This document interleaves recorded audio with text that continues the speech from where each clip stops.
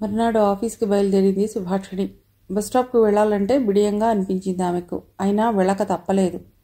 ఆమె వెళ్లేసరికి బస్టాప్లో ఎవరితోనో నవ్వుతూ మాట్లాడుతున్నాడు ప్రద్యుమ్న. ఆమెను చూసి నవ్వాడు. సుభాషిణి సుతారంగా నవ్వి ఓ పక్కగా నిల్చున్నది. నిన్నటిదాకా ఎలా ఉన్నా పర్వాలేదు, ఎవరితో జోకులేస్తూ మాట్లాడినా ఒరిగేదేమీ లేదు. కానీ ఇప్పుడు తాను అతడికి కాబోయే భార్య. ఆ ఆలోచన రాగానే కాస్త ఒద్దిగ్గా ఉండాలనుకున్నదామె. మర్నాడు అక్కడున్న ఒకళ్ళిద్దరికీ సుభాషిణి తనకు కాబోయే భార్యగా పరిచయం చేశాడు. పక్కవారు వినకుండా. ముందు ఆశ్చర్యపోయారు వాళ్ళు. ఆ తర్వాత అభినందించారు. బస్సు వెనకాల నువ్వు పరిగెడితే పరిగెట్టావు కానీ ఆమెను పరిగెట్టమనకు అని ఒక ఆయన సుభాషిణికి వినిపించేలా ప్రద్యుమ్న చెవిలో అన్నాడు. పొండి సార్, మీరు భలే వారే అనేశాడు ప్రద్యుమ్న. ఇంతలో బస్ రావటం ఎక్కడం అన్నీ మామూలుగా జరిగిపోయాయి. బస్సులో తన వెనకాల సీట్లోనే కూర్చున్నాడు ప్రద్యుమ్న. అతడేమైనా చెప్తాడేమోనని ఎదురు చూసింది ఆమె. సాయంత్రం ఫలానా చోట వెయిట్ చేయి, ఫలానా రెస్టారెంట్కి వెడదాం లాంటిదేమైనా చెప్తాడేమోనని ఆశించింది. కానీ అతడేమీ మాట్లాడలేదు. రోజు మాదిరి ధోరణే. ఎంగేజ్మెంట్ అయిన తర్వాత కలుసుకున్న మొదటి రోజు అలా ఉండటం ఆమెకు నిరాశగానే అనిపించింది. బొత్తిగా అలాంటి విషయాలు తెలియని ట్యూబ్లైట్ ఏమో. ఎంత ట్యూబ్లైట్ అయినా సినిమాలు టీవీలు చాలా చాలా నేర్పుతున్నాయి. అయినా ఈ కాలం కుర్రవాడేగా, మరీ నాన్నచాటు కొడుకు కాబోలు అనుకుంటూ ప్రద్యుమ్న నాన్నని తలుచుకోగానే అయినా నిన్న తన ఇంట్లో స్వీటు హాటు ప్లేట్ అందుకుని ప్లేట్లో ఒక్క పలుకు మిగల్చకుండా తినటం, కాఫీ కప్పులో చుక్క మిగల్చకుండా తాగటం చప్పున గుర్తుకొచ్చి నవ్వుకుందామె. మా మామకు తగ్గ కొడుకే ఈ ప్రద్యుమ్నుడు అనుకుని వస్తున్న నవ్వును పెదాల బిగువన ఆపుకుని వెనక్కి తిరిగి చూసింది అతడికేసి. తననే చూస్తున్నాడు ప్రద్యుమ్న. ఏమిటి అని అడిగాడు. సాయంత్రం ఆఫీస్ అయ్యాక మీ ఆఫీస్ దగ్గర బస్ స్టాప్లో ఉండండి అనేసింది ఠక్కున. అలాగే నన్నట్లు తలూపాడు. ఇంతలో అతడి స్టాప్ వచ్చి దిగిపోయాడు. అతడు దిగిపోయిన తర్వాత సుభాషిణి ఇందాక అతడితో తనేమన్నదో ఆలోచించుకుంటే తనకే ఆశ్చర్యం వేసింది. తనేనా అలా మాట్లాడింది? అంత ధైర్యం తనకెలా వచ్చింది? రాజధాని నీకు బాగా వంటబట్టాయన్నమాట అనుకుని తనలో తానే నవ్వుకుంది. ఇంతకీ సాయంత్రం అతడితో ఏం మాట్లాడాలి? అర్థం కాని ఓ ప్రశ్న. ఆ రోజు ఆఫీస్లో ఎలాగో గడిచిపోయింది. ఎప్పుడెప్పుడు సాయంత్రం అవుతుందా అనుకుంది. 4 గంటలు అవుతుంటే అప్పుడే అవ్వకుండా ఉంటే బాగుంటుందని అనుకుంది. ప్రద్యుమ్న బస్ స్టాప్లో ఎదురు చూస్తున్నాడు. సుభాషిణి బస్ దిగింది. ఎంతసేపు అయింది వచ్చి అడిగింది అతన్ని. ఓ 5 నిమిషాలు అయిందంతే అన్నాడు. ఇద్దరూ బయలుదేరారు పక్కపక్కన నడుచుకుంటూ. అంతకుముందు ఒక స్టాప్ నుండి మరొక స్టాప్కు చాలాసార్లు అలా అతడి పక్కన నడిచింది ఆమె. కానీ అప్పుడు లేని ఒక మధురమైన అనుభూతి ఇప్పుడు ఆమెలో అనిపిస్తోంది. ఓరకంటితో అతడి మొహంలోకి చూసింది. ఏ కొత్త రక భావాలు ఆమె కనిపించలేదు. మీకు తెలిసి నాకు చెప్పలేదేం అడిగింది సుభాషిణి. ఏ విషయం? ఆమె కేసి చూసి నుదురు చిట్లించాడు. అదే పెళ్లి చూపులు. నేను చూడబోయే పెళ్లి కూతురు నువ్వని తెలిస్తేగా నీకు చెప్పటానికి అన్నాడు. తెలీదా?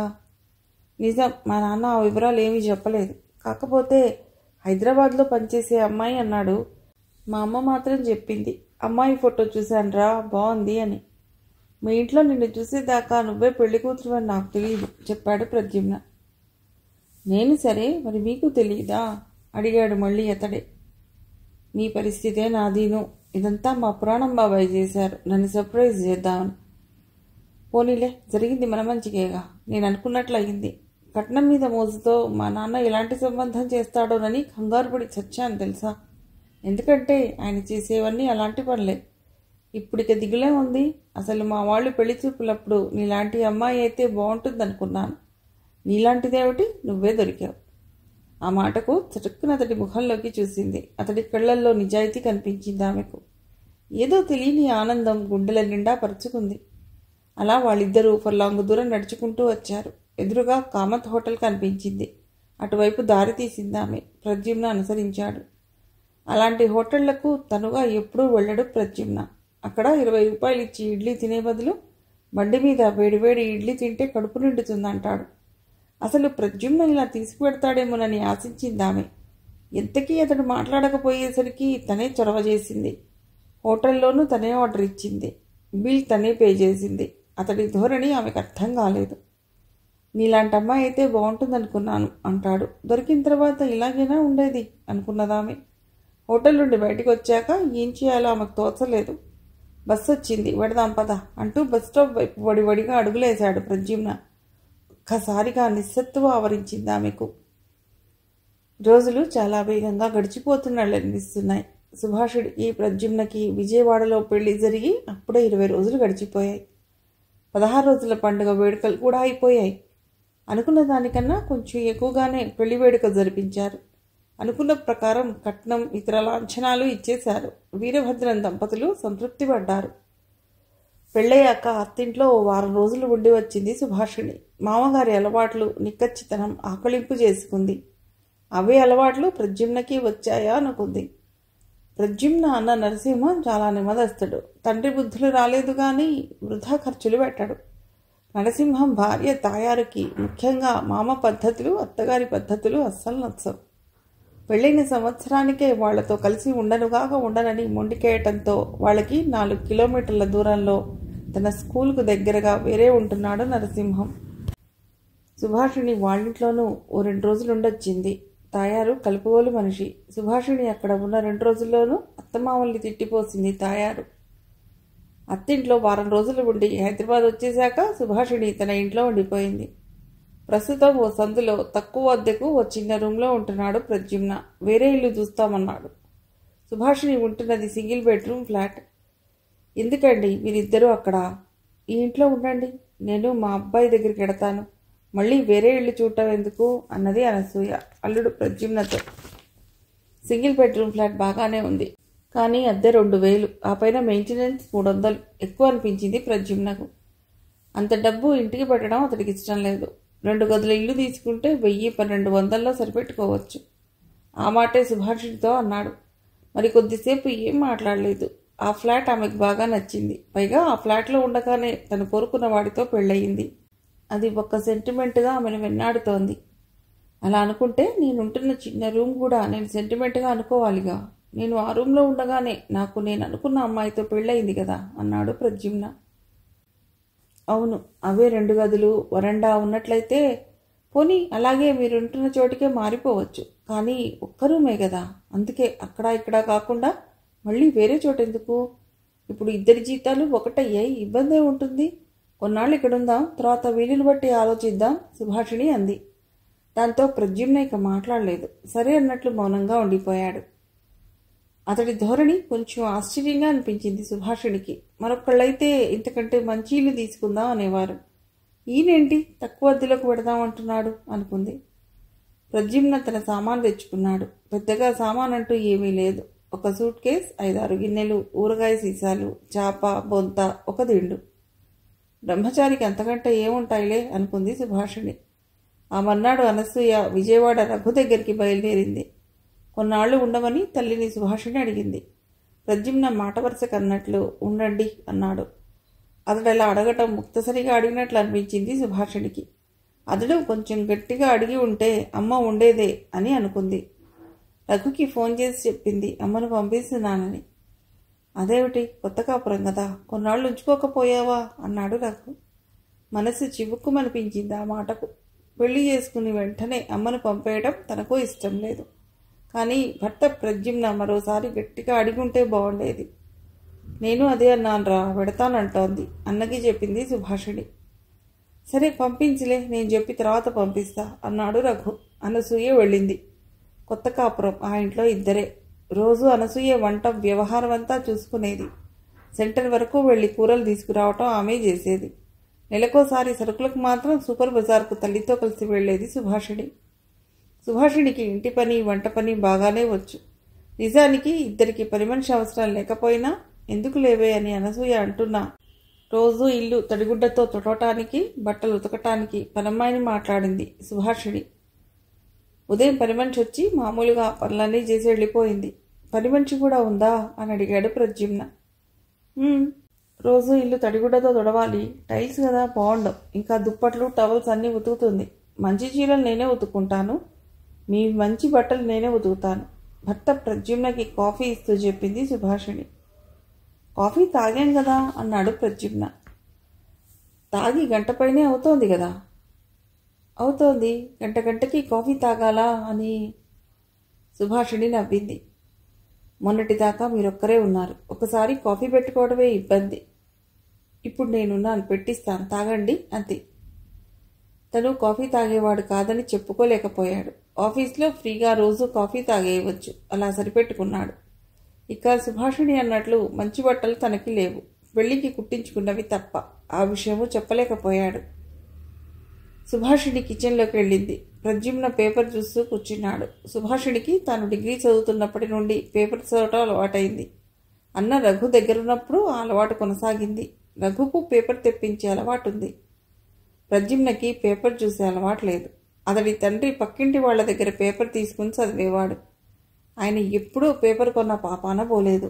ఆ తండ్రికి కొడుకే కనుక ప్రద్యుమ్న అలాంటి దండగ పనులు చేయడు.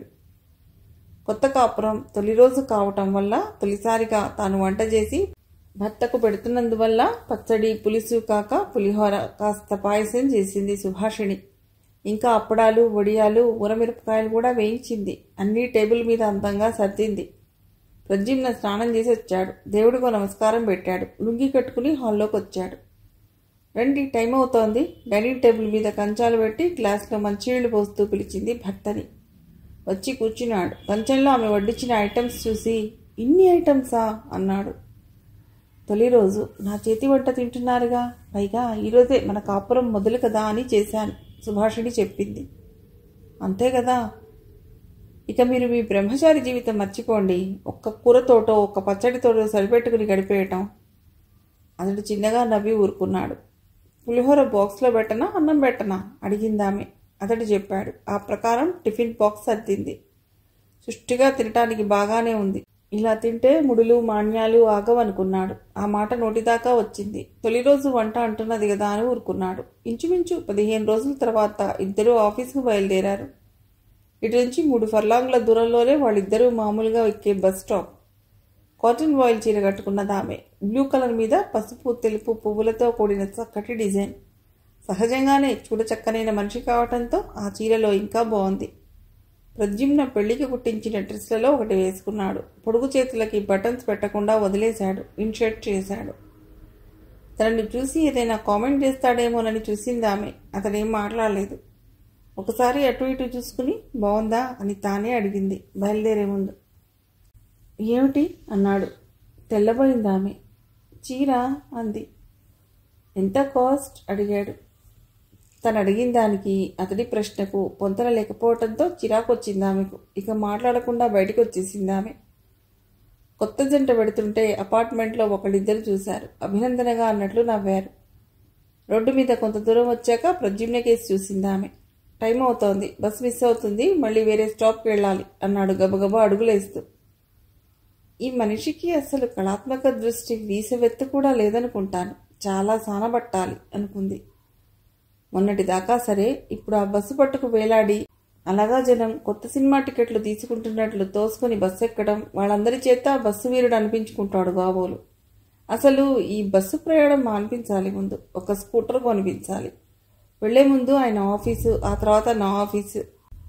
బ్రహ్మచారిగా రికోమీగా గడిపేశాడు. దానికి తోడు వాళ్ళ నాన్న పిసినారి పెంపకం. ప్రపంచం తెలియదు, చాలా మార్చాలి అనుకున్నదామె. ఇంతలో బస్ స్టాప్ వచ్చింది. కంగ్రాచులేషన్స్ అయి ప్రద్యుమ్న. కంగ్రాచులేషన్స్ అమ్మా. ఈ బస్ స్టాప్లో కలుసుకున్నారు, ఇక్కడే పరిచయాలు పెంచుకున్నారు, ఇద్దరూ ఒకటైపోయారు. చాలా సంతోషం. బస్ స్టాప్లో పరిచయస్తులు ఇద్దరినీ సరదాగా అభినందించారు. సిటీ బస్ వచ్చింది. ఎందుకు ఆ రోజు పెద్దగా రద్దీ లేదు. ప్రద్యుమ్న సాహసాలు చేయవలసిన అవసరం లేకపోయింది. సుభాషిణి ఊపిరి పీల్చుకుంది. ఆఫీస్లో అందరూ సుభాషిణికి శుభాకాంక్షలు చెప్పారు. పెళ్లికి రాలేకపోయాం, ఏమీ అనుకోకు అంటూ 2-3 ఏవో గిఫ్ట్లు కూడా ఇచ్చారు. సాయంత్రం మళ్లీ స్టాప్లో తన కోసం ఎదురు చూస్తూ నిల్చున్నాడు ప్రద్యుమ్న. సుభాషిణి బస్ దిగి వచ్చింది. కొద్ది క్షణాలు ఎదురు చూసింది అతడేమైనా అంటాడేమోనని. అతడు మాట్లాడకుండా ఇంటివైపు నడవబోతుంటే ఆమె అంది, కాస్త కాఫీ తాగి పెడదామని. ఎందుకు, ఇంటికి పోతున్నాం కదా అన్నాడు ప్రద్యుమ్న. ఇక ఆమె ఏమీ మాట్లాడలేదు. అతడిని అనుసరించింది. ఆమెకు సన్నగా తలనొప్పి మొదలైంది. ఇంటికి రాగానే స్ట్రాంగ్గా కాఫీ పెట్టుకుని అతడికి ఇచ్చి తను తాగింది. ఆ తర్వాత అలా హాల్లో కాసేపు కూర్చుండిపోయింది. ప్రద్యుమ్న బట్టలు మార్చుకుని లుంగి కట్టుకుని టీవీ ఆన్ చేశాడు. కార్టూన్ ఛానల్ చూస్తూ కూర్చున్నాడు. అతడి అభిరుచిని ఏమనాలో ఆమెకు అర్థం కాలేదు. కాసేపటికి ఆమె లేచి బట్టలు మార్చుకుని స్నానం చేసి ఫ్రెష్ అయింది. ఆ తర్వాత వంట కార్యక్రమంలో పడింది. అతడు కార్టూన్ ఛానల్ చూస్తూనే కూర్చున్నాడు. యాడ్స్ వచ్చినప్పుడు మాత్రం ఛానల్స్ అటు ఇటు మారుస్తున్నాడు. ఓ గంట అయ్యాక వంట పూర్తి చేసి సుభాషిణి హాల్లోకి వచ్చి కుర్చీలో కూర్చుంది అలసటగా. రోజు తనకి వంట పని లేదు. అంతా అనసూయ చూసుకునేది. కూతుర్ని వచ్చంటి పిల్లలానే చూసుకునేదామె. 9 గంటలు కావస్తుండగా భోజనం చేద్దాం అన్నదామె. అన్నాడు టీవీ చూస్తూనే. ఆమె కంచాలు ఇద్దరికీ పెట్టి వడ్డించింది. ప్రద్యుమ్న టీవీ ఆఫ్ చేశాడు. బాత్రూంకు వెళ్ళి వట్టిగా నీళ్లతోనే కాళ్ళు చేతులు మొహం కడుక్కుని వచ్చాడు. వేడివేడి అన్నం, అప్పుడే చేసిన కూర ఘుమఘుమలాడుతోంది. ఇప్పుడు మళ్ళీ కూరెందుకు చేశావు? పొద్దుటివి ఉన్నాయిగా అన్నాడు. ఆమె ఏం సమాధానం చెప్పలేదు. నవ్వి ఊరుకుంది. 2 పూటల కూరలు, పెరుగు, నేతులు తింటే కొండలైనా కరిగిపోతాయి అనుకున్నాడు మనస్సులో. అసలు అంత షోక్గా ఇల్లు ఉండటం అవసరమా అని చాలాసార్లు అనుకున్నాడు. అబ్బే కుదరదు, అవన్నీ మార్చకపోతే లాభం లేదు. ఎక్కడ వేసిన కొంగలి అక్కడే ఉన్నట్లు ఉంటాం. అతడి మనస్సు పరి విధాలా ఆలోచిస్తోంది. భోజనాలయ్యాక డైనింగ్ టేబుల్ శుభ్రం చేసి హాల్లోనూ రూమ్లోనూ రూమ్ ఫ్రెషనర్ స్ప్రే చేసింది సుభాషిణి. ఏమిటిది అడిగాడు. Room freshener. ఎంత? ఖరీదా? 100. 10 అగరత్తి ప్యాకెట్లు వస్తాయి. కానీ ఇంత మంచి వాసన ఉండదు. ఎందుకుండదు? సరే, ఈసారి అవే కొందాం. సుభాషిణి పొడిగించదలుచుకోలేదు. అతడిలో చాలా మార్పు తీసుకురావాలని ఇప్పటికే నిశ్చయం చేసుకున్నది గనుక. ఈ ఫ్రెషనర్లు వగేరాలు పెట్టుకుంటే ఆరిపోతాం, చాలా మార్పులు చేయాలి అనుకున్నాడు ప్రద్యుమ్న. 9:15 కావస్తుంటే సుభాషిణి మంచం ఎక్కింది. 10 నిమిషాలకి టీవీ ఆఫ్ చేసి వచ్చాడు ప్రద్యుమ్న. అతడు మంచం మీద వాలగానే కొద్దిగా చెమట వాసన వచ్చింది. 2 పూటలా స్నానం చేయటం అతడికి అలవాట్లేదు. కనీసం 2వ పూట సోప్తో వాష్ చేసుకోడు. 2 పూటలా సోప్ వాడితే వారానికో సోప్ కొనాలని పొదుపు. కాటన్, టెరికాటన్ బట్టలు అస్సలు వాడడు. వాటికైతే ఇస్త్రీ తప్పనిసరి. పాలిస్టర్ దుస్తులైతే వాషింగ్ తేలిక, పైగా ఇస్త్రీ అవసరం లేదు. డబుల్ కాట్ మీద బాంబే డైయింగ్ బెడ్షీట్లు పరిచింది సుభాషిణి. చూడటానికి ఎంతో అందంగా ఉంది బెడ్. అతడు అదేం గమనించలేదు. ఒంటరిగా ఉంటూ సొంతగా ఉతుక్కోవటం వల్ల కాబోలు నీరు కావి రంగు ఉన్న లుంగి కట్టుకుని పడుకున్నాడు. మంచానికి దగ్గరగా ఉన్న స్విచ్ బోర్డ్ మీద పెద్ద లైట్ తీసి బెడ్ లైట్ వేసింది సుభాషిణి. మంచం మీద పడుకున్న ప్రద్యుమ్న ఒక కాలు మడిచి దాని మీద మరో కాలు పెట్టి కడతల మీద వేలితో తాళం వేస్తూ ఏదో ఆలోచిస్తున్నాడు. ఆలోచించడం అనే కంటే లెక్కలు వేసుకుంటున్నాడంటే బాగుంటుంది. అవును, నెల కిందట ప్రభుత్వం డిఏ ప్రకటించింది కదా, ఎన్ని పాయింట్లు పెరిగాయి? ఉన్నట్లుండి అడిగాడు ప్రద్యుమ్న. ఏమో, నేను ఎప్పుడు వాటి గురించి పట్టించుకోలేదు. ఆమెకు చిర్రెత్తుకొచ్చింది. తమాయించుకుని నెమ్మదిగానే అంది. ఏడ్చినట్లుంది. డిఏ ఎంత కలిసిందో, జీతం ఎంత పెరిగిందో తెలుసుకోకపోతే ఎలా? గదమ ఇద్దాం అనుకున్నాడు. బాగుండదని మామూలుగానే అన్నాడు. వాల్ క్లాక్ 10:30 గంటలు కొట్టింది. ప్రద్యుమ్న ఇంకా అదే ధోరణిలో ఉన్నాడు. సుభాషిణికి కోపం వస్తోంది. చిరాగ్గానూ ఉంది, ఏదోగానూ ఉంది. ఏమిటి మనిషి, ప్రవ్రాక్షుడనుకునేందుకు వీలు లేదు, కానీ జీవితమూ తెలీదు, అనుభవించటమూ తెలీదు. ఆఖరికి సరసమూ తెలియనట్లే ఉందే. ఇక విసిగెత్తి అటు తిరిగి పడుకుండిపోయింది. సుభాషిణి ప్రద్యుమ్న కొత్త కాపురం ప్రారంభించి అప్పుడే నెల నిండుతోంది. ఈ నెల రోజులు ఒకరినొకరు అర్థం చేసుకోవటం కన్నా ఒకరి లోపాలు మరొకరు తెలుసుకోవటంతోనే సరిపోయింది. అతడి దృష్టిలో భార్య సుభాషిణి ఖర్చు మనిషి, జాగ్రత్త తక్కువ మనిషి, ఎంతో పొదుపు చేయగలిగిన అవకాశం ఉండి అశ్రద్ధ చేసే మనిషి, రేపటి గురించి ఏమాత్రం ఆలోచన లేని మనిషి. ఆమె దృష్టిలో ప్రద్యుమ్న పిసినారే కాదు, చాలా సందర్భాల్లో కామన్ సెన్స్, కల్చర్ తెలియని మనిషి. ఊరందరిది ఒకదారైతే ఉలిపికట్టది ఒకదారి అన్న రీతిగా వ్యవహరించే మనిషి. భర్తను తన దారిలోకి, అంటే 10 మంది నడిచే దారిలోకి తెచ్చేదెలా అని సుభాషిణి మదన పడుతోంటే, అంత అద్దెపోసి ఇల్లు, పని మనిషి, రూమ్ ఫ్రెషనర్లు, ఖరీదైన దుప్పెట్లు వగేరా వృధా ఖర్చుని ఎలా తగ్గించాలా అని ప్రద్యుమ్న ఆలోచిస్తున్నాడు. ఇద్దరూ చెరో దారిలో నడవటం మొదలెట్టారు. ఎవరైనా వచ్చినప్పుడు ప్రత్యేకంగా చేసినట్లని కాకుండా ఎప్పుడూ ఇల్లు అందంగా ఉండాలని సుభాషిణి అనుకుంటుంది. ఆమె అలానే చేస్తుంది. ఇది ఈనాటి అలవాటు కాదు, తన చిన్నప్పటి నుంచి తన ఇంట్లో ఆచరిస్తున్నది, తను చూస్తున్నదిను. వీధిలోకి వెళ్ళిన మనిషికి ఇంటికి రావాలనిపించాలి కానీ అప్పా ఇంట్లో ఏం చేస్తాం అనిపించకూడదు. ఇల్లు అంత నీట్గా చక్కగా ఉండాలి అని ఆమె చిన్నప్పుడు ఆమె తండ్రి అంటుండేవాడు. ఒక సందర్భంలో పురాణం బాబాయ్ కూడా ఇంటిని గురించి అలానే చెప్పాడు. మన ఇల్లు మనకి పవిత్రమైనదిగా ఉండాలి, ఎప్పుడూ రా రమ్మన్నట్లు ఆకర్షిస్తూ ఉండాలి. అదొక దేవాలయం. దాన్ని ఎంత శుభ్రంగా అందంగా కళకళలాడుతూ ఉంచుకుంటే మనకంత శుభము శ్రేయస్కరమును అని. ఆ మాటలు సుభాషిణి మీద గాఢంగా ప్రభావం చూపాయి. అన్న రఘు ఇంట్లో ఉన్నప్పుడు, ఉద్యోగరీత్యా తను వేరుగా ఉంటున్నప్పుడు ఇంటిని పరిశుభ్రంగా ఉంచటంలో ఏమాత్రం అశ్రద్ధ చేయలేదు. అలాగని అలంకరణ కోసం ఎక్కువగా ఖర్చు చేయనూ లేదు. అనసూయ కూడా శుభ్రత విషయంలో అశ్రద్ధ చెయ్యదు. ఎప్పుడూ ఏదో సర్దుతూనే ఉంటుంది. రఘునందన అంతే. కాకపోతే కొంచెం అలంకరణకి ఖర్చు చేస్తాడు. కానీ శ్యామలకి మాత్రం ఆ శ్రద్ధ తక్కువ. బద్ధకమే అందుకు మొదటి కారణం. వివాహం అయ్యాక తన ఇంటికి మొట్టమొదటిసారిగా వచ్చిన ప్రద్యుమ్న ఇంటిని చూసి మెచ్చుకోలుగా ఏవైనా అంటాడేమోనని ఎదురుచూసింది సుభాషిణి. అసలు ఆ విషయమే అతడు పట్టించుకోలేదు. అతడి దృష్టిలో అవన్నీ దండుగ పనులు. అతడి పుట్టింట్లోనూ అదే పరిస్థితి. పెంకుటిల్లు సున్నం వేసి ఎన్నాళ్లయిందో. గోడలన్నీ గారబట్టి ఉన్నాయి. కొడుకు పెళ్లికైనా సున్నం వేయించాలనుకోలేదు వీరభద్రం. హాల్లో ఎగుడు దిగుడుగా ఉన్న ఓ బల్ల, ఒక చెయ్యి వెనక బద్దీలు ఊడిపోయిన 2 కొయ్య కుర్చీలు, 1-2 అద్దాలు పగిలిన అలమరా తలుపులు. కళ తప్పినట్టే ఉంటుంది. పాలరాయి పరవక్కర్లేదు. ఏషియన్ డిస్టెంపర్ పెయింట్లు వేయనక్కర్లేదు. ఆ బల్ల, ఆ కుర్చీలు, ఆ తలుపులు బాగు చేయించి పాలిష్ చేయించుకుంటే మరో 4 ఏళ్లు చుడముచ్చటగా ఉంటాయి. కనీసం ఏడాదికి ఒక్కసారైనా సున్నం వేయిస్తే అందంగా ఉంటుంది. ఆ చిన్న పని వాళ్ళు ఎందుకు చేయించారో ఆమెకు అర్థం కాదు. అదే వాతావరణంలో పెరిగి వచ్చిన ప్రద్యుమ్నకు అంతకంటే మంచి అభిరుచి ఉంటుందని అనుకోలేదామె. కానీ మారిన వాతావరణం, చుట్టూ ఉన్న పరిస్థితులను ఆకళింపు చేసుకునైనా మన జీవిత విధానాన్ని వాటికి అనుగుణంగా మలుచుకుని సమాజంలో ఒక గౌరవప్రదమైన స్థానాన్ని అందుకోవాలని ప్రద్యుమ్న లాంటి వారికి ఆలోచనకు రాదని ఆమెకు అర్థం కాలేదు. ఆమె ఉదయం రాత్రి కిచెన్లో వంట ప్రయత్నంలో ఉన్నప్పుడు ప్రద్యుమ్న టీవీ చూస్తూనో లేక మంచం మీద పడుకుని ఏవో లెక్కలు వేసుకుంటూనో ఉంటాడు తప్ప కిచెన్లోకి వచ్చి ఏం చేస్తున్నావని గాని, ఇవాళ మెనూ ఏమిటో అని గాని సరదాగా అతడు ఇంతవరకు అడగలేదు. తన అన్న రఘు కూర తరగమంటావా అమ్మా అనో, మిక్సీ వేయమంటావా అనో ఇంటి పనుల్లో చాలా సాయం చేస్తాడు. ఇప్పటికీ అతడు శ్యామలకి సాయం చేస్తూనే ఉంటాడు. శ్యామల ఉద్యోగస్తురాలు కాదు. ఇప్పుడు తను ఉంటున్న అపార్ట్మెంట్లో ఇరుగు పొరుగు వారిని చూసింది సుభాషిణి. చీపురు పట్టి ఇల్లు ఊడ్చే భర్తలు ఉన్నారు. బాత్రూంలు శుభ్రం చేసే భర్తలు ఉన్నారు. ఇక కిచెన్లో భార్యలకు సాయం చేయడం అనేది ఇప్పుడు అతి సాధారణ విషయం. ప్రద్యుమ్న తనకి కిచెన్లో సాయం చేయనక్కర్లేదు. కానీ సరదాగా కబుర్లు చెప్పడం కూడా అతడు నామోషిగా ఫీల్ అవుతున్నాడేమోనని అనిపించింది ఆమెకు. అతడేం మాట్లాడినా ఆఫీసు, ఉద్యోగం, ఇంక్రిమెంట్లు, డిఏ పాయింట్లు తప్ప మరేం మాట్లాడు. ఆఫీస్లో తన సీటు మార్చుకోవటానికి విశ్వ ప్రయత్నం చేస్తున్నాడు అతడు. మారబోయే సీటు కాంట్రాక్టర్లు వారి పనుల తాలూకు బిల్లులు చూసే సెక్షన్లోకి, అంటే వాళ్ళ దగ్గర నుంచి కాస్తో కోస్తో ముడుపులు అందుకోవటానికి అవకాశం ఉన్న సీటు. పై సంపాదన లేని ఉద్యోగం అసలు ఉద్యోగమే కాదంటాడు ప్రద్యుమ్న. ఆఫీస్లో సుభాషిణి చేసిన ఉద్యోగం అడక్కపోయినా వచ్చిన వాళ్ళు ఆనవాయితీగా ఇచ్చుకునే సీటు.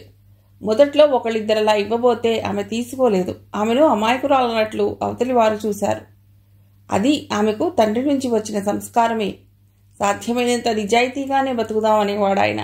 పురాణం బాబాయ్ తిరుమలరావుకు సుభాషిణి తండ్రికి గాఢానుబంధం ఏర్పడటానికి అది ముఖ్య కారణం. ఈ నెలాఖరుకు సీటు మారిపోతాను, అప్పుడు కాస్తంత పై రాబడి ఉంటుంది అని భర్త ప్రద్యుమ్న ముఖం చాటంత చేసుకుని చెప్తుంటే సుభాషిణికి ఎలాగో అనిపించేది. ఈ మనిషిని ఎలా మార్చాలి అనుకుంది. జీవితం అంటే సంపాదన, ఉద్యోగం అంటే అసలు రాబడి, పై రాబడి, మొత్తం రాబడి జీతానికి రెట్టింపు పైనుండాలి. ఇది అతడి ఫిలాసఫీ.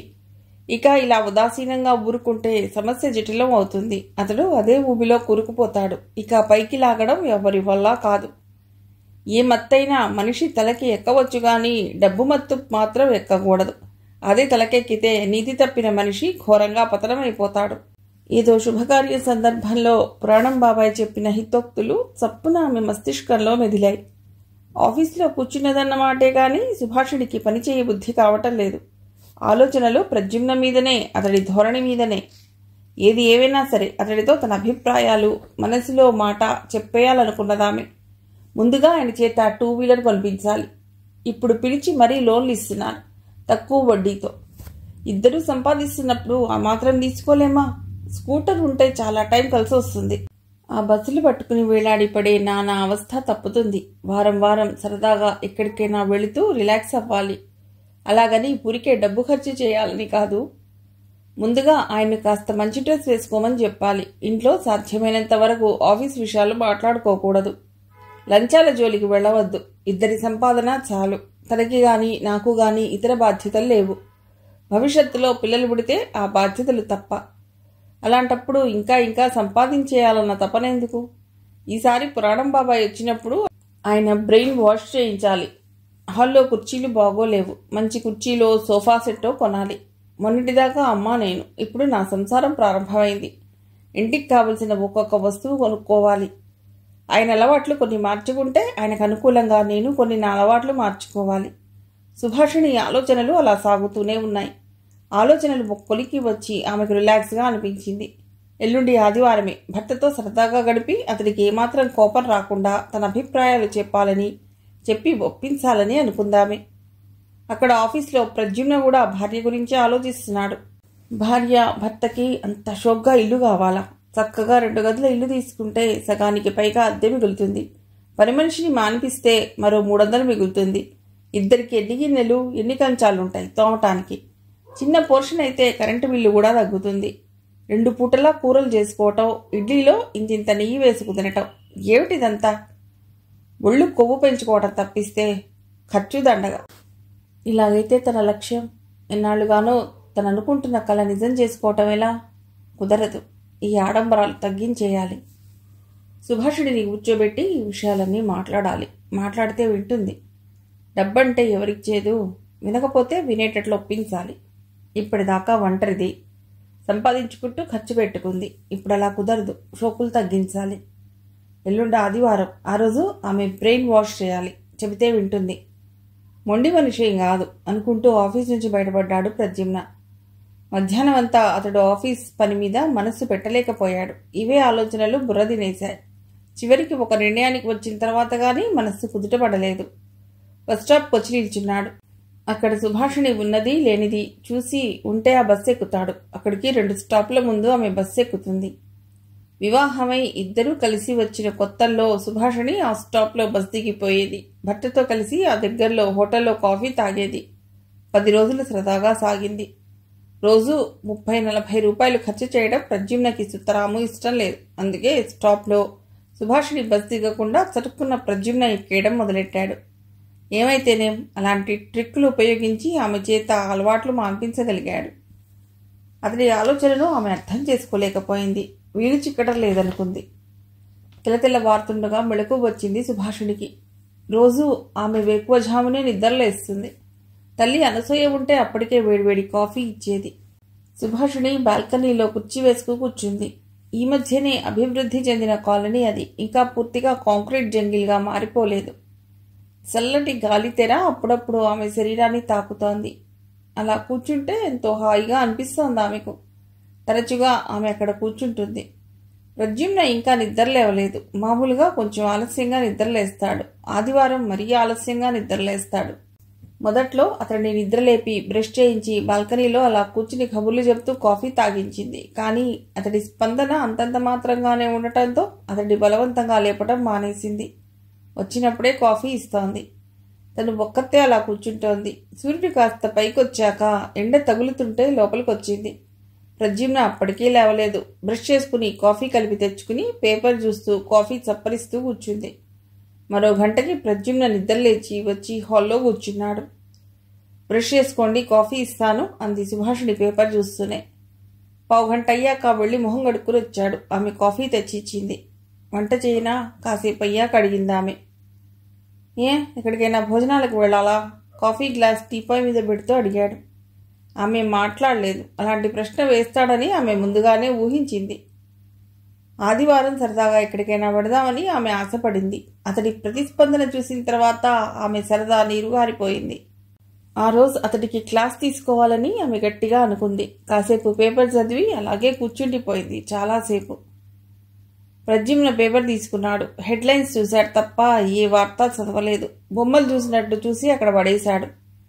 సరిగ్గా మడత పెట్టకపోవటం వల్ల గాలికి ఎగిరి దూరంగా పడింది. సుభాషిణి లేచెళ్లి పేపర్ నీటిగా మడిచి టీపాయ్ మీద పెట్టింది. ప్రద్యుమ్న పేపర్ పట్టుకున్నప్పుడల్లా డర్టీ పాలిటిక్స్ అని తిడతాడు. కెరీర్కి సంబంధించినవి, మహిళలకు సంబంధించినవి రాసినవి చదవకుండానే తిని కూర్చోలేక ఏవేవో రాస్తుంటారు అని ఈసడించుకుంటాడు. ఉద్యోగుల వేతన సంఘం గురించో, డిఏ పాయింట్ల గురించో వచ్చిన వార్తలు మాత్రం జాగ్రత్తగా చదువుతాడు. రాను రాను అతడి ధోరణి తనకు అర్థం కాకుండా పోతున్నది అనుకున్నదామె. లేక భర్తని తనే సరిగ్గా అర్థం చేసుకోలేకపోతుందా అని అనుకుందామే. ఆ రోజు పొద్దుటే టిఫిన్ చేయాలని అనిపించలేదు. చెయ్యమని అతడు అడగలేదు.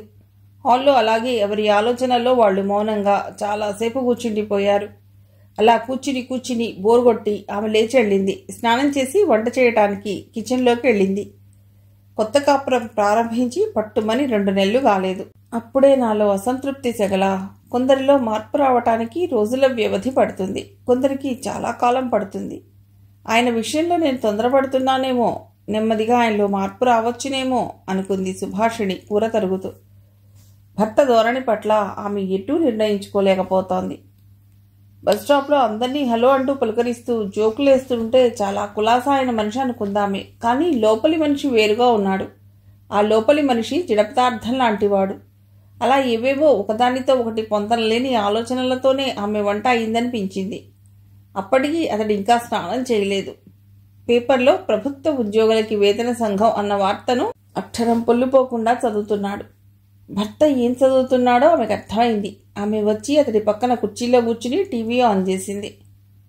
మనకి వేతన సంఘం ఏర్పాటు చేశారు. యూనియన్లకి బుద్ధి లేదు. గవర్నమెంట్కి అమ్ముడుపోయి ఏదీ గట్టిగా అడగదు. ఎప్పుడో రావాల్సిన వేతన సంఘం ఇది. వీళ్ళు రిపోర్ట్ ఇవ్వటానికి గవర్నమెంట్ ఓకే అనటానికని ఎంత లేదన్నా సంవత్సరం పడుతుంది. అప్పుడు గాని మన జీతాలు పెరగవు. ఉత్సాహం బాధ కలగలిపన్నాడు భార్య సుభాషిణితో. ఆమె అనాసక్తంగా విన్నది. యూనియన్లను తిట్టిపోసిన ప్రద్యుమ్న ఏనాడు యూనియన్ సమావేశాలకు వెళ్ళడు.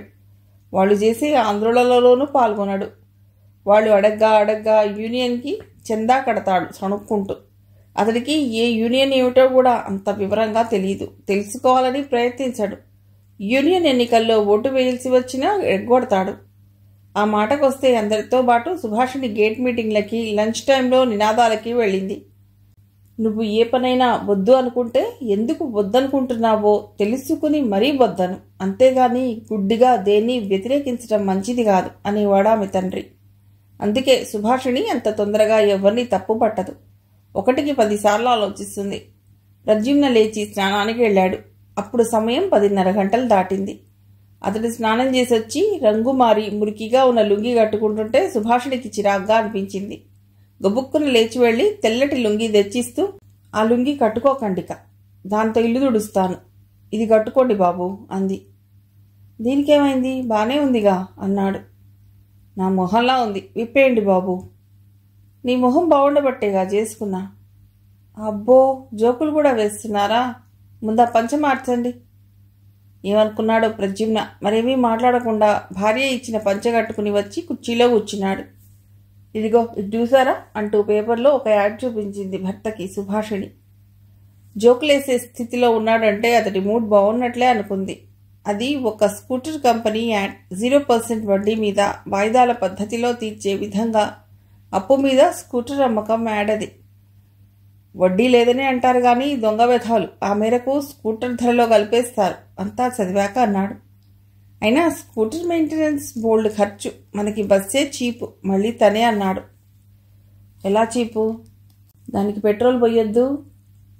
అవును పొయ్యాలి. ఎంత అవుతుందని? చాలానే అవుతుంది. అదే ఎంత? మా ఆఫీస్లో 1-2 తప్ప అందరూ బళ్ళ మీదే వస్తారు. నా పక్క సీట్ ఆమె కూడా బండి మీదే వస్తుంది.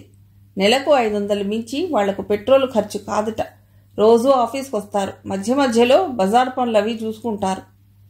ప్రద్యుమ్న ఏమీ మాట్లాడలేదు. ఇప్పుడు మన ఇద్దరికి బస్ పాస్ ఎంత అవుతోంది? 800 దాకా అవటం లేదు. దానికి 100 తగ్గినట్లే కదా. పైగా అర్జెంటుగా ఎక్కడికి వెళ్లాలన్నా చేతిలో బండి ఉంటుంది. అది మీకు స్టేటస్ సింబలే అని భర్త మొహంలోకి చూసింది. అతడేం మాట్లాడకుండా కళ్ళు మూసుకున్నాడు. ఆమె కూడా మౌనంగా ఉండిపోయింది. అతడు మనసులో లెక్కలు వేసుకుంటున్నాడని. కాసేపు అయ్యాక కళ్ళు తెరిచాడు. పేపర్ అందుకుని ఆ యాడ్ని మళ్లీ చదివాడు. చూద్దాం అన్నాడు. అంటే 6 నెలలకోసారి పెట్రోల్ రేట్ పెంచుతున్నారు. కొంచెం నలుగురిని వాకప్ చేశాక ఆలోచిద్దాం అన్నాడు. బస్ పాస్ కన్నా ఖర్చు తగ్గుతుందంటే కొనడంలో తప్పు లేదనుకున్నాడు. కానీ దానికి 40,000 పెట్టుబడి పెట్టాలి. ఆ డబ్బు ఉంటే ₹2 వడ్డీ వేసుకున్నా నెలకు 800 వడ్డీ వస్తుంది. అదే ఆలోచిస్తున్నాడు ప్రద్యుమ్న. అత్తగారు పండక్కి నాకు స్కూటర్ పెట్టరా కానుకగా అడిగాడు ఉన్నట్లుండి. జోక్ చేస్తున్నాడా అని అతడి మొహంలోకి చూసింది. అతడి మొహంలో నవ్వైతే కనిపించలేదు. అలాగని సీరియస్గానూ లేడు. నిజంగా అడుగుతున్నారా? సుభాషిణి డైనింగ్ టేబుల్ మీద కంచాలు సర్దుతూ అడిగింది. ఇప్పిస్తావా? మహారాజులా తీసుకుంటా అన్నాడు అదే ధోరణిలో. ఆమె మాట్లాడలేదు. మౌనంగా వచ్చి డైనింగ్ టేబుల్ దగ్గర కూర్చున్నాడు. ఇద్దరూ మౌనంగానే భోజనం ముగించారు. మా అన్నయ్యకి ఫోన్ చేసి చెప్పనా అని అడిగింది అతడి చేయి కడుక్కుంటుంటే. నీ ఇష్టం ముక్తసరిగా అన్నాడు. అనవసరంగా ఈ టాపిక్ ఎత్తానా అని ఆ తర్వాత సుభాషిణి మదన పడింది. బ్యాంక్లో తన అకౌంట్లో 10,000 దాకా ఉన్నాయి. పెళ్లికి వాళ్ళు వీళ్ళు చదివించిన 10,000 సొమ్ము కూడా రఘునందన ఆమె అకౌంట్లోనే వేశాడు. అవసరానికి వాడుకోలే అని.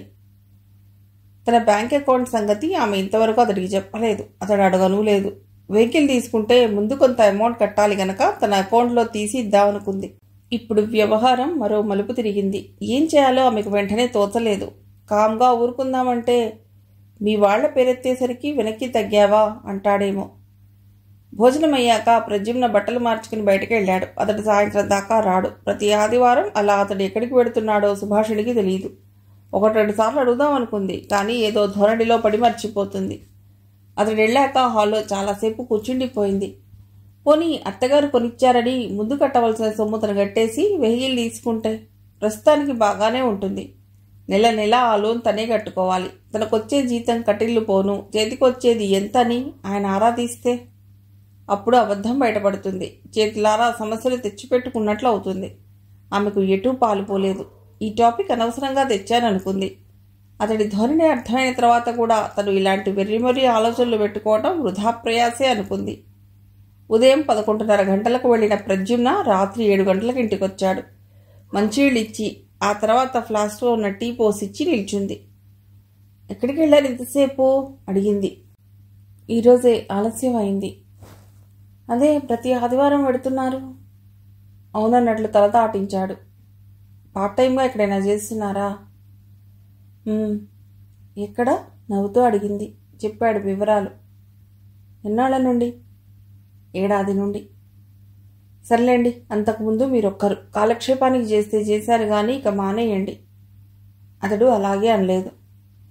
ఓపిక అవకాశం ఉంటే అవసరానికి చేయొచ్చు, తప్పులేదు. కానీ మీకు ఇప్పుడు అవసరం లేదు అన్నదామె కాసేపు అయ్యాక. ఉంది, అవసరం ఉంది అన్నాడు ప్రద్యుమ్న. సుభాషిణి అతడికేసి ఆశ్చర్యంగా చూసింది. ఆ మాట అనటంలో కూడా అతడి కంఠంలో వచ్చిన మార్పు ఆమెను ఆశ్చర్యానికి గురిచేసింది. అతడు స్థిరంగా అన్నాడు. ఒకంత గట్టిగా అన్నాడు. ఆ మాట అన్నాక చటుక్కున అతడి మొహంలోకి చూసిన సుభాషిణికి అతడి మొహం గంభీరంగా అనిపించింది.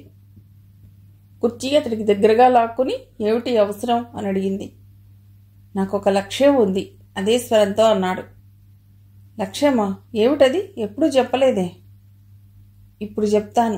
అసలు నీకు నాకు పెళ్లి ఫిక్స్ అయిన తర్వాతనే చెబుదాం అనుకున్నాను. కానీ అప్పట్లో నువ్వు సింపుల్గా ఉండేదానివన్న అభిప్రాయం కలిగింది కనుక తర్వాత అయినా చెప్పవచ్చనుకున్నాను. అలాగని ఇప్పుడు ధారాళంగా ఖర్చు చేస్తున్నావని కాదు. కానీ నా దృష్టిలో ఈ ఖర్చే ఎక్కువ. ఎందుకంటే జీతంలో ₹1,00,00,000 సంపాదించాలన్నది నా లక్ష్యం. నాలాంటి వాడికి నా జీవితం సరిపోదు. ఆ సంగతి నాకు తెలుసు. కనీసం 10-15 ఏళ్లలో ఓ 50 లక్షలైనా సంపాదించాలి. 600 సంపాదించాలి. ఆ లక్ష్యం కోసం ప్రతిరోజు నాకు విలువైనది, ప్రతి పైసా అవసరమైనదే. అలా సంపాదించాలని నా మనసులో ఎప్పుడు, ఎందుకు, ఎలా బీజం పడిందో నాకు తెలియదు. కానీ ఆ బీజం చిలువలు బలువలై నా శరీరం అంతటా ఆక్రమించేసింది. అందుకే తక్కువ అద్దెలో చిన్న గదిలో ఉన్నాను. వంట చేసుకుని పచ్చడి మెతుకులే వేసుకుని తిన్నాను. నాకు మొదటి నుంచి సినిమాలు షికార్లు తక్కువ. ఇప్పుడు వాటి జోలికి పోను. ఆదివారం ఏం చేయాలి? పార్ట్ టైం జాబ్ చేస్తున్నాను. రోజు నా రూమ్ చుట్టుపక్కల పిల్లలకి ట్యూషన్ చెప్పేవాణ్ణి. ఇప్పుడు దూరంగా వచ్చేయడం వల్ల కుదరటం లేదు. ఉద్యోగస్తురాలైన అమ్మాయిని చేసుకుంటే ఒక జీతం సేవ్ చేయవచ్చుని అనుకున్నాను. లక్కీగా నువ్వు నా భార్యవయ్యావు. చెప్పానుగా నా ఏం 50 lakhs, 50 లక్షలు సంపాదించి తీరాలి. అందుకు నువ్వు పూర్తిగా సహకరించాలి. డబుల్ కాట్ లేకపోయినా గడుస్తుంది. కలర్ టీవీ, మిక్సీ గ్రైండర్లు లేకపోయినా గడుస్తుంది.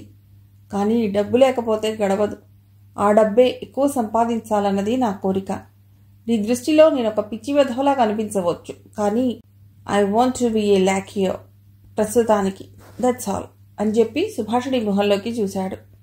ఆమెకి ఏం మాట్లాడాలో అర్థం కాలేదు. భర్త కోరికను సమర్థించాలో మానాలో ఆమెకు వెంటనే స్ఫురించలేదు. సాధ్యమవుతుందా అన్నది లోగొంతులో. అవ్వాలి, ముందు ప్రయత్నం అంటూ ఉండాలి. ఎంతమందిని చూడటం లేదు. మన కళ్ళ ముందు అతి మామూలుగా ఉండేవాళ్ళు 4-5 ఏళ్లలో లక్షాధికారులైపోయిన సంఘటనలు. మా ఫ్రెండ్స్ 2-3 వదులు ప్యాంట్లు షర్ట్లు వేసుకుని సైకిళ్ల మీద రోడ్ల మీద తిరిగేవారు. 1/2 టీ తాగేవారు. ఇప్పుడు కార్లు మెయింటైన్ చేస్తున్నారు. వాళ్ళకేదో కలిసొచ్చి ఉంటుంది అందామె. కలిసి రావటానికైనా ప్రయత్నం కావాలి. మనము అదే చేయాలి. నా లక్ష్యం కోసం నువ్వు సహకరిస్తే ఖచ్చితంగా సాధిస్తాం. అంటే చాలా చాలా జీవితంలో వదులుకోవాలి. ప్రతి చిన్న పనికి కట్టడి చేసుకోవాలి. పొదుపు, అదే నిత్యమంత్రం అంటూ జపించాలి. సుభాషిణి మస్తిష్కంలో ఆలోచనలు సుళ్ళు తిరుగుతున్నాయి. ఇక్కడి నుంచి మరో చిన్న ఇంట్లోకి మారితే పని మనిషి వంటి ఖర్చులు తగ్గించుకుంటే ఇలా లేదన్నా నెలకు 1500 మిగులుతాయి. మళ్ళీ నేను ట్యూషన్లు చెప్తాను. నువ్వు ఏదైనా అదనపు ఇన్కమ్ కోసం ఆలోచించు. సుభాషిణి కంగారు పడిపోయింది. ఇల్లు మార్చాలనటం ఆమెకి ఇష్టం లేదు. ఇల్లు సౌకర్యంగా ఉంది, తనకి బాగా నచ్చింది. పోనీ పని మనిషిని మార్పించవచ్చు, ఆ మాటే అంది. మీరన్నది నిజమే, కానీ ఇల్లు మార్చొద్దు. ఇది బాగుంది, పైగా సేఫ్టీ కూడా. కావచ్చు, ఇలా సరిపెట్టుకుంటే అన్నీ బాగానే ఉంటాయి, అన్నీ కావాలనిపిస్తాయి. ఇక పొదుపు అనే మాట ఉత్తుత్తిగానే అయిపోతుంది అన్నాడు అతడు. కాదు. ఎందుకు కాదు? ఇలాంటి ఇళ్లలో ఉన్నప్పుడు కొన్ని షోకులు ఇష్టం ఉన్నా లేకున్నా చేయాలి. ఫంక్షన్లు వగేరా ఆర్భాటాలు ఎక్కువ. పులిని చూసి నక్క వాత పెట్టుకున్నట్లు వాళ్ళు చేశారని వీళ్ళు, వీళ్ళు చేశారని వాళ్ళు లేనిపోని ఆర్భాటాలు చేస్తుంటారు. నాకు నచ్చ. అక్కడ గొప్పలు చాటుకోవటం నాకు ఇష్టం ఉండదు అన్నాడు. సుభాషిణికి వెంటనే మాటలు దొరకలేదు. చెప్పానుగా, సోఫా సెట్టు ఉన్నా గడుస్తుంది, లేకపోయినా గడుస్తుంది. పట్టుచీర లేకున్నా కాటన్ చీర కట్టుకున్నా గడుస్తుంది. ఇది సిటీ. ఎవరు ఎవరిని గురించి పట్టించుకోరు.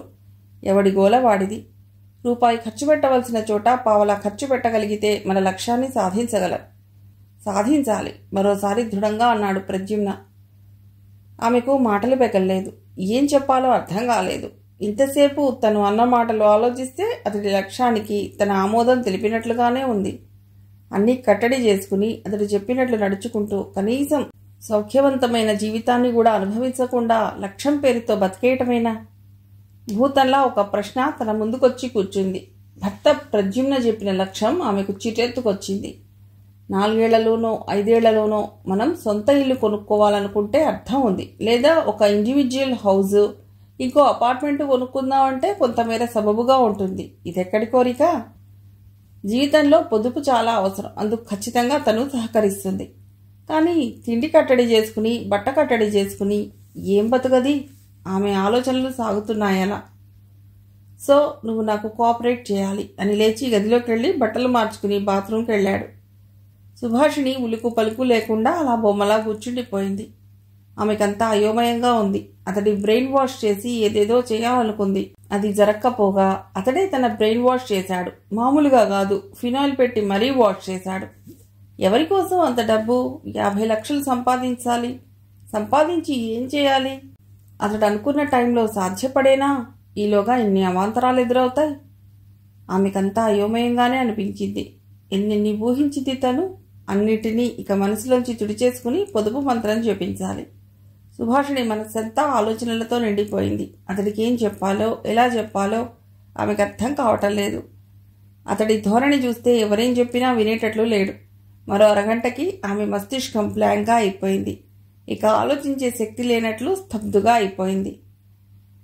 ఎప్పుడు లేచిందో ఎప్పుడు లోపలికి వెళ్ళిందో తెలియదు. మంచం మీద పడుకుంది. గిరగిరా తిరుగుతున్న ఫ్యాన్ కేసి చాలాసేపు చూసింది. నేను అనవసరంగా కంగారు పడుతున్నానా? పొదుపేగా అతడు చెయ్యమన్నది. అవును, పొదుపే. అది శృతి మించిన పొదుపు. నలుగురు ఏమనుకుంటారోనన్న బిడియం కూడా లేని పొదుపు. 2 సంపాదన, అది ప్రభుత్వ ఉద్యోగాలు చేస్తూ. గోళ్లు మిగిలిపోతుందని ఎవరైనా అనుకుంటారు. ఎవరికి ఉండే సమస్యలు వారికి ఉంటాయనుకునేవారు తక్కువ. రాత్రి 10 గంటలు దాటాక ప్రద్యుమ్న టీవీ ఆఫ్ చేసి వచ్చి మంచం ఎక్కాడు. కాలు మీద కాలేసుకుని మధ్య మధ్య తల ఊపుతూ ఏవో లెక్కలు వేసుకుంటున్నాడు. తల తిప్పి అతడి కేసు చూసిందామె. అతడు చూశాడు. వెల్లకిలా పడుకున్న ప్రద్యుమ్న కాసేపు అయ్యాక ఇటు తిరిగి, కొన్నాళ్ళు మనం పిల్లల్ని కూడా కనొద్దు అన్నాడు. సుభాషిణి బిక్కచచ్చిపోయింది. తను అటువైపు తిరిగి యథాలాపంగానే, అంతకు మించి ఏ ఉద్దేశమూ లేదు. అయినా ఇంతసేపు అతడంతగా బుర్రవాయగొట్టాక ఇక అలాంటి మూడు రావటం కూడానా? ఆమెకు అసహ్యం వేసింది. టక్కున అటు తిరిగి పడుకుంది. అసలు ఆ మంచం దిగి కింద పడుకుందామన్నంత కోపమూ వచ్చింది. అనవసర రాద్ధాంతం చేసుకోవడం ఇష్టం లేక ఉండిపోయింది. ఏంటమ్మగారు, పెళ్లి చేసుకొచ్చి 3 నెలలు దాటింది, నాకు సీరైనా పెట్టలేదు. వచ్చే సంక్రాంతి పండక్కి నాకు సీర పెట్టాలి. ఉదయం ఇల్లు తడిగుడ్డతో ఊడుస్తూ నవ్వుతూ అంది పనమ్మని. హాల్లో పేపర్ చదువుకుంటున్న ప్రద్యుమ్న ఆ మాటలు విన్నాడు. నువ్వు రేపటి నుంచి పనిలోకి రావద్దు అని చెప్పేస్తాడేమోనని కంగారు పడింది సుభాషిణి. అతడేం వినట్లు ముభావంగా ఉండిపోయాడు. చూద్దాంలే అని సుభాషిణి నెమ్మదిగా అంది. ఏమిటి, అతడికి తాను భయపడుతోందా అనుకుంది మళ్ళీ. సూదానంటే కాదండి, సీర పెట్టాలి నవ్వుతూనే పనమ్మాయి మళ్ళీ అంది, ఊరకంట ప్రద్యుమ్న వైపు చూస్తూ. ఈసారి అతడేమీ పట్టించుకోలేదు. మరో అరగంటకి పేపర్ అబ్బాయి వచ్చాడు. బిల్ సార్ అంటూ. ప్రద్యుమ్న లేచెళ్ళి తెచ్చి ఇచ్చాక, రేపటి నుంచి పేపర్ వేయకు అన్నాడు. అదేంటి సార్, ఎర్లీగానే వేస్తున్నాను కదా సార్, పేపర్ బాయ్ అన్నాడు. అబ్బే, నువ్వు బాగానే వేస్తున్నావు. ఇంగ్లీష్ పేపర్ తెప్పించుకుంటున్నా, తెలుగు పేపర్ వద్దులే చెప్పాడు ప్రద్యుమ్న. దిగులుగా 2 నిమిషాలు నించుని వెళ్ళిపోయాడు పేపర్ బాయ్. పేపర్ మాన్పించేశారా అడిగింది సుభాషిణి. అవునన్నట్లు తల ఊపాడు. ఆమె ఈ అపార్ట్మెంట్లో ఉంటున్నప్పటి నుండి అతడి దగ్గరే పేపర్ వేయించుకుంటున్నది. కుర్రవాడు నవ్వుతూ పేపర్ వేసి పెడుతుంటాడు. పోనీ కొన్నాళ్లు వేయించుకుందామనిపించింది, కానీ భర్త మాట కాదన్నట్లుంటుంది. అవన్నీ బయట వాళ్ల ముందు ప్రదర్శించడం ఆమెకు ఇష్టం లేదు. కనుక మౌనంగా ఉండిపోయింది. ఇక తర్వాత పొద్దుపు పని మనిషి ఆమెకు అర్థమైంది. ఇంటి పని చేసుకోవటం ఒక శ్రమగానో చాకిరిగానో ఆమె ఎప్పుడూ భావించదు. వంట చేయటం, బట్టలు ఉతకటం వగైరా పనులన్నీ ఆడుతూ పాడుతూ చేసుకోగలదు. కానీ అంత హైరాణ పడవలసిన అవసరం ఆమె కనిపించడం లేదు. ఒక్క పొదుపు అన్న ప్రద్యుమ్న నిర్దేశించిన ధోరణి తప్ప. మధ్యాహ్నం లంచ్ టైంలో ఆఫీస్ పక్కనే ఉన్న 2 వీలర్ షాప్కు వెడదాం రమ్మని పక్క సీట్ ఆమె లేవదీసింది సుభాషిణిని, మరొక ఆమెని. సుభాషిణికి వెళ్లాలని లేదు, కానీ ఆమె బలవంతం మీద వెళ్ళక తప్పలేదు. ఆమె కొలీగ్ వనజ స్కూటీ కొనుక్కోవాలని, వాళ్ళ ఆయన స్ప్లెండర్ కొన్నాడు. ఆయన ఆఫీస్ వేరే రూట్లో. బస్సులో గోల పడలేక ఆమెను వెహికల్ కొనుక్కోమన్నట్ట. ఆమెతో పాటు షోరూంకు వెళ్లిన సుభాషిణికి అక్కడ వెహికల్స్ చూశాక మళ్లీ మనస్సట లాగింది. కానీ ఏం లాభం? ప్రద్యుమ్న మాట్లాడిన తీరు గుర్తుకొచ్చి మనస్సు చివుక్కుమంది.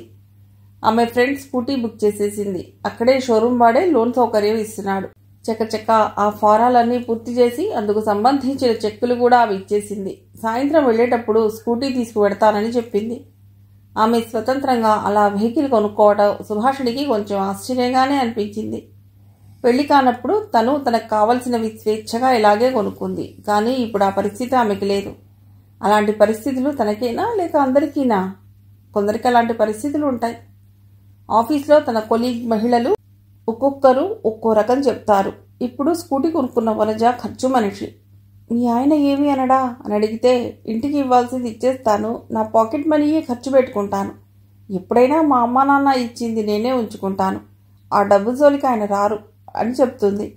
మరొక ఆమె అలానే చెప్పింది. ఇంకొక ఆమె పాకెట్ మనీలోంచి ఏం ఖర్చు పెట్టుకున్నా ఆయన అడగరు, ఒకవేళ కావాలంటే మళ్ళీ అడిగి తీసుకుంటాను అని చెప్పింది. ఇంకొక ఆమె దీనికి విరుద్ధం. చేసుకున్న వాళ్ళకి చేసుకున్నంత మహదేవా అని మీరంతా పెట్టి పుట్టారు, మా ఆయనకి అనా పైసలతో సహా జీతం చేతిలో పోసేయాలి, ఆనక లెక్కలు వేసి గీసి గీసి ఇందా నీ పాకెట్ మనీ అంటూ చేతిలో పెడతారు, మిన్ను విరిగి మీద పడ్డా అందులోనే సరిపెట్టుకోవాలి, అందుకేగా అదనంగా 4 డబ్బులు వస్తాయని అడ్డమైన చాకరీ చేసేది అంటూ పోయింది. తన జీవితం అలాగే అయింది. తన ప్రమేయం లేకుండానే ప్రద్యుమ్న నిర్ణయాలు తీసుకోవటం మొదలెట్టాడు.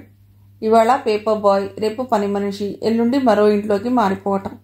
ఆలోచన రాగానే ఆమెకు ఏడుపు వచ్చినంత పనయింది. అలా కాదు, అతడిని ఎక్కడో ఒకచోట కట్టడి చేయాలనుకుంది. కానీ ఎక్కడ? లక్ష్యం అంటూ సుదూర తీరంలో ఒక గిరి గీసి పెట్టాలనుకుంటున్నాడు. ఆలోచనలతో బుర్ర వేడెక్కడమే కానీ పరిష్కారం మాత్రం కనిపించడం లేదు ఆమెకు. ఇంతలో ఫోన్ వచ్చిందంటూ వనజ పిలిచింది. కొంపదీసి ఆయనేనా? ఆఫీసుకు రోజు నడిచిపోద్దామంటాడేమో. తన ఆలోచనకు తనే నవ్వుకుంటూ రిసీవర్ అందుకుని హలో అంది. అది అన్న రఘునందన దగ్గర నుండి. దసరాకి భార్యాభర్తలిద్దరినీ రమ్మని. పెళ్ళయిన తర్వాత తొలి పండుగ. మీరిద్దరూ దశమికి విజయవాడ రమ్మని పిలిచాడు. అంతకుముందే ప్రద్యుమ్నకి ఫోన్ చేసి చెప్పానని చెప్పాడు. ఆ సాయంత్రం ఇంటికి వెళ్ళటానికి ఇంకా అరగంట టైం ఉందనక పురాణం బాబాయ్ ఫోన్ చేశాడు. పండక్కి విజయవాడ వచ్చినప్పుడు తమ ఇంటికి కూడా ఒక పూట వచ్చి వెళ్ళమని. మామూలుగా అయితే అలా వెళ్ళి నలుగురితో గడపడం సుభాషిణికి సరదానే. ఇప్పుడు ఆ ఉత్సాహం లేదు. ముఖ్యంగా ప్రద్యుమ్నలో కలివిడితనం లేదు. అది లేని మనిషితో ఎక్కడికి వెళ్ళినా ఒక్కటే. అదనంగా వచ్చే సంతోషం, ఆనందం ఏవీ ఉండవని అనుకుందామే. అన్న రఘుతో ఫోన్ మాట్లాడి పెట్టేయగానే చిటుక్కున ఆమె గుర్తుకొచ్చింది ప్రద్యుమ్న అన్న మాట. అత్తగారు పండక్కి నాకు స్కూటర్ ఏం పెట్టరా కానుకగా. అక్కడికి వెళ్ళాక ఈయన తమాషాగా అన్నా రఘు సీరియస్గా తీసుకుంటాడు. దాని మీద అన్నా వదినల మధ్య అనవసరమైన సమస్యలు తలెత్తుతాయని కలవరపడింది సుభాషిణి. ఆమె మామూలు టైంకి ఇంటికి వచ్చేసింది. ఈ మధ్య ప్రద్యుమ్న ఆలస్యంగా ఇంటికి వస్తున్నాడు. వచ్చేటప్పుడు బస్ స్టాప్లో ఆమె కోసం ఎదురు చూడటం లేదు. ఎక్కడైనా పార్ట్ టైం చేస్తున్నాడేమో అనుకుందామే. రాత్రి డైనింగ్ టేబుల్ దగ్గర కూర్చుంటూ అన్నాడు, మీ అన్నయ్య ఫోన్ చేశాడు దసరా పండక్కి రమ్మని. అవును, నాకు ఫోన్ చేశాడు ఆయన. అదే మీ పురాణం బాబాయ్ కూడా ఫోన్ చేశారు వాళ్ళ ఇంటికి కూడా రమ్మని నాకు చెప్పారు. ఇంతకీ రాను బోను ఖర్చులు ఎవరిస్తారట నవ్వుతూ అన్నాడు. జరుక్కున అతడి మొహంలోకి చూసింది. జోక్ చేశా అన్నట్లు మొహం పెట్టాడు. అతడి ధోరణి ఇది అని తెలిసాక జోక్ చేసినా అది జోక్లా అనిపించడం లేదు ఆమెకు. ఇప్పుడు అలానే ఫీల్ అయింది. ఆదివారం సెలవు కలిసి వచ్చింది. ముందు 4 రోజులు సెలవు పెట్టుకుంటే సరి. భోజనం ముగించి చేయగడుక్కుంటూ అన్నాడు. తల తాటించింది. అంటే వెళ్ళటానికి నిశ్చయించుకున్నట్లా అనుకుంది మనస్సులో. 4 రోజులు సెలవు పెట్టి మరీ వెడదాం అంటున్నాడంటే ఏం ఆలోచిస్తున్నాడు? రూపాయి లాభం లేనిదే ఏ పని చేయడు. కొంపతీసి స్కూటర్ కొనుక్కుంటాను డబ్బిమ్మంటాడా అని గాబరా పడిందామె. లీవ్ అప్లై చేశావా? వారం రోజులు పోయాక అడిగాడు భార్యని ప్రద్యుమ్న. లీవ్ దేనికి? అదేమిటి, మీ అన్నయ్య రమ్మని మరీ చెప్పాడు పండక్కి. అవును, కానీ మీరు నాకు ఏ విషయం చెప్పలేదుగా. మీరు ఏమి చెప్పకపోయేసరికి నేను ఊరుకున్నాను. ఎన్నాళ్ళు పెట్టారు లీవు? 4 రోజులు, బుధవారం నుండి శనివారం వరకు. ఆదివారం ఎలాగో సెలవు, సోమవారం పండుగ. ఆ నైట్ బయలుదేరి వచ్చేయటమే. సరే అన్నట్లు తలూపింది సుభాషిణి. ఈరోజు లీవ్ చెప్పు. మళ్ళీ వేరే వాళ్ళు సెలవు పెడితే నీకు ఇబ్బంది అవుతుందేమో ప్రద్యుమ్న అన్నాడు. అతడి కంఠంలో ఉత్సాహం అంటూ ప్రత్యేకంగా ఏమీ కనిపించలేదు ఆమెకు. ఊరు వెళ్ళటానికి ఉత్సాహం చూపుతున్నాడో లేదో కూడా తెలియటం లేదు. తనకు సెలవు సమస్య లేదు. తన సెక్షన్లో ఊళ్ళకు వెళ్లేవాళ్లు లేరు. ఒక్క సమ్మర్లోనే ఎక్కువ మంది క్యాంపులే ఇస్తారు. ఆ రోజే సెలవులకు అప్లై చేసింది ఆమె. ఊరు వెళ్ళటానికని ముందు రోజు రఘు పిల్లలకి బట్టలు స్వీట్లు కొనుక్కొచ్చింది. ఆ రాత్రి భర్త ఇంటికి వచ్చాక చూపించింది. బాగున్నాయి, ఎంత అని అడిగాడు. చెప్పిందామె. ఏమైనా కామెంట్ చేస్తాడా అనుకుంటూ మౌనంగా విని ఊరుకున్నాడు. రేపు మధ్యాహ్నం 3 గంటలకు పర్మిషన్ పెట్టొచ్చేసి నేను లగేజీ తీసుకొస్తాను. అట్నుంచి స్టేషన్కి వెళ్ళిపోదాం. 4 గంటలకి శాతవాహనాకు వెడదాం. రాత్రి ట్రైన్కి మళ్ళీ రిజర్వేషన్ అంటే మళ్ళీ 60-70 రూపాయలు ఎక్కువ. బస్సు అయినా అంతే, ఇద్దరికి 100 రూపాయలు ఎక్కువ ప్రద్యుమ్న చెప్పాడు. అక్కడ లోభితమే కాదు, భర్త పరిభాషలో పొదుపుతనమే ఆమెకు కనిపించింది. ప్రశాంతంగా ప్రయాణం చేయటం కాదు, టెన్షన్ పడాలి. తీరా 3 గంటలకి బయలుదేరే సమయంలో ఆఫీసర్ పిలిచి ఏదో పని చెప్తే అప్పుడేమిటి పరిస్థితి? ఉరుకులు పరుగుల మీద స్టేషన్కి పరిగెట్టాలి. అదే రాత్రి ట్రైన్కి రిజర్వేషన్ చేయించుకుంటే ఈ టెన్షన్ ఉండదు కదా. సుభాషిణి లోపలే చికాకు పడింది. ఆమె భయపడుతున్నట్లే 3 గంటలు కావస్తుంటే ఆఫీసర్ పిలిచి పాత ఫైల్లో ఏదో కావాలని అడిగాడు. కంగారుగా ఆ పని చేసిచ్చింది. బస్కి వెళ్ళలేకపోయారా వనజ అన్నది సుభాషిణి కంగారు చూసి. నాకు పట్టం లేదే సుభాషిణి చెప్పింది. అబద్ధం చెప్పవలసి వచ్చినందుకు బాధపడింది. సరే నువ్వు వెళ్ళు, ఆఫీసర్ అడిగితే నేను మేనేజ్ చేస్తాను సుభాషిణి కంగారు చూసి వనజ చెప్పింది. అప్పటికి 3:30 గంటలు దాటింది. ఆఫీస్ బయట లగేజీతో ప్రద్యుమ్న ఎదురు చూస్తున్నాడు. గబగబా బయటకు వచ్చింది సుభాషిణి. అతడి బస్ కోసం 2 క్షణాలు ఎదురు చూశాడు. సుభాషిణి ఆటో పిలిచి లగేజీ అందులో పెట్టి ఎక్కి కూర్చుంది. ఇక మాట్లాడకుండా ప్రద్యుమ్న ఎక్కి కూర్చున్నాడు. 1 వే ట్రాఫిక్ రూట్లలో మధ్య ట్రాఫిక్ జామ్లు దాటుకుంటూ ఆటో సికింద్రాబాద్ రైల్వే స్టేషన్ చేరేసరికి 4 అయింది. టికెట్ల కౌంటర్లన్నీ పెద్ద క్యూలతో నిండి ఉన్నాయి. సుభాషిణి టికెట్ తీసుకుంది. హడావిడిగా 4వ నెంబర్ ప్లాట్ఫామ్ మీదకి వచ్చి ట్రైన్ ఎక్కగానే కదిలింది. ఆ 30 గంటలో సుభాషిణి చాలా టెన్షన్కి గురైంది. బహుశా ప్రయాణంలో ఇదే మొదటిసారి ఆమె అంత టెన్షన్ పట్టం. ఎక్కడికైనా వెళ్ళేటప్పుడు సాధారణంగా 10 నిమిషాల ముందు బయలుదేరుతుంది. అది ఆమె అలవాటు. ఒక్క 10 సెకండ్ల ఆలస్యం అయితే పరిగెట్టుకుంటూ ట్రైన్ ఎక్కవలసి వచ్చేది. అది ఎంత ప్రమాదకరం. దసరా సెలవులు కావటం వల్ల ట్రైన్ రద్దీగా ఉంది. 3 భోగిలు దాటుకుంటూ వెడితే ఎక్కడో కాస్త ఇరుక్కుని కూర్చోటానికి సీట్ దొరికింది. ఎందుకింత టెన్షన్ పడాలి? మరో 100-120 ఇచ్చేస్తే హాయిగా ఏ టెన్షన్ లేకుండా రిజర్వేషన్ చేయించుకుని వెళ్ళవచ్చు కదా అన్నదే ఆమె బాధ. కానీ ప్రద్యుమ్న దృష్టిలో అది వృధా ఖర్చు. ట్రైన్ కాజీపేట వెళ్ళినా ఇంకా రద్దీగానే ఉంది. ఇంటి దగ్గర నుండి తెచ్చుకున్న మంచినీళ్ళు తప్ప ఓ కాఫీ కానీ టీ కానీ అతడు కొనలేదు. ఆమెకు ఇప్పించనూ లేదు. డబ్బు దండగా ఏమీ బాగుండవు అనేది అతడి ప్రగాఢ విశ్వాసం. ఆ మాటకొస్తే బయట కొన్న ఏ వస్తువు ఇంట్లో చేసినట్లు ఉండదు. 5:30-6 గంటల ప్రాంతంలో కనీసం కాఫీ అయినా తాగకుండా ఎలా ఉండగలం అన్నది ఆమె బాధ. అతడు చాలాసేపు కునికిపాట్లు పడుతూ కూర్చుంటాడు. ఓ పేపర్ కానీ పుస్తకం కానీ కొనడు. కనీసం పక్కవాళ్ళని అడిగి చదవడు. పెళ్లిన తర్వాత అత్తవారింటికి వెడుతూనూ తిరిగి వచ్చేటప్పుడు భర్తతో కలిసి ఆమె ప్రయాణం చేసింది. కానీ అప్పుడు ఎవరో ఒకరు తోడుగా ఉండటం వగైరా కారణాలతో ఇంత బోరుగా అనిపించలేదు ప్రయాణం. ఇప్పుడు మరీ బోరుగా అనిపిస్తున్నది ఆమెకు. ఇక అతడి మాటల కోసం ఎదురు చూడకుండా అతను కాఫీ తాగింది. భర్తను అడిగింది. అతడు వద్దన్నాడు. తన బ్యాగ్లోంచి డబ్బు తీసి ఇచ్చింది. ఆ తర్వాత పల్లీలు కొంది. భర్తను తీసుకోమని అడిగితే ఏమనుకున్నాడో 4 కాయలు తీసుకుని చాలన్నాడు. అతడి ధోరణికి ఆమెకు నవ్వొచ్చింది. మిగిలిన కథ తర్వాతి భాగంలో.